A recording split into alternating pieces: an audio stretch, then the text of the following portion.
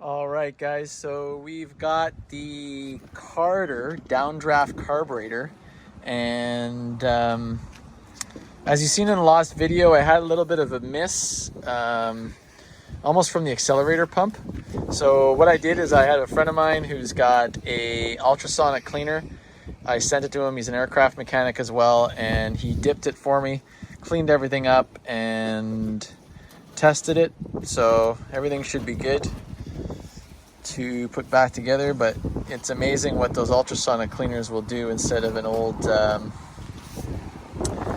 solvent tank, and this is definitely the way to clean them. So he took everything apart. The gaskets were replaced. There was two. He just made up two new gaskets that go on the base here and right so there. So we'll put this back together and see how she runs.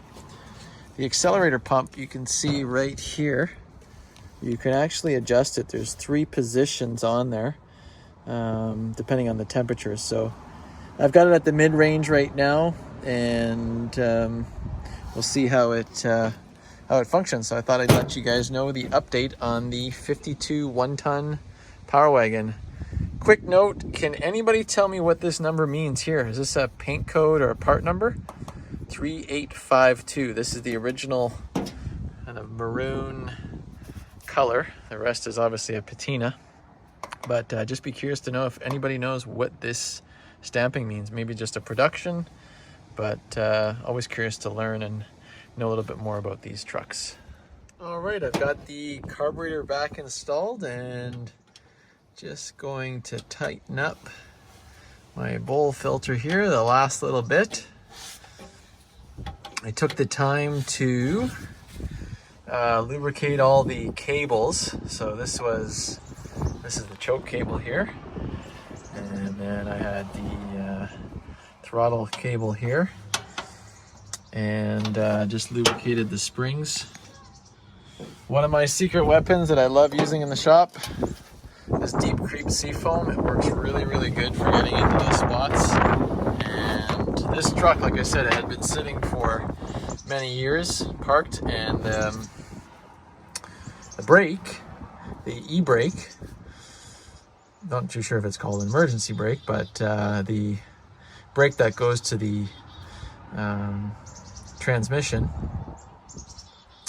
was seized up. So I just sprayed it on there and let it sit for a few days, and it loosened right up. So the new carb is all connected, and we're gonna fire it up and see how she does warmed up.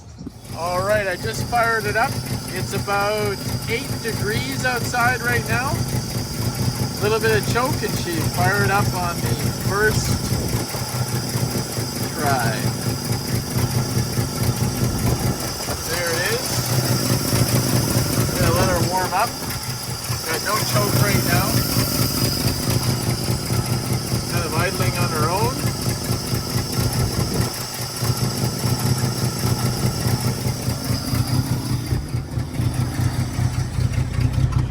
I don't know if any of you have this problem, but I also got my oil pressure gauge is gone, and I'll show you in a video. My oil pressure bypass valve was stuck.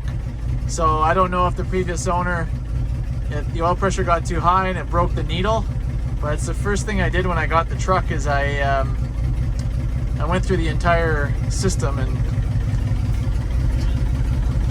this is my choke, but that needle is gone. So I did verify that I had oil pressure. I just do not have the gauge right now. So not too sure if any of you have run into that. Please let me know, and probably gonna take it apart and see if I can repair it, and we'll go from there.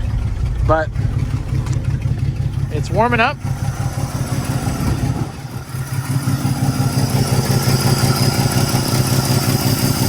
I will throw the air filter back on, and we'll see how it revs up as it warms up. All right, so it's up to temperature.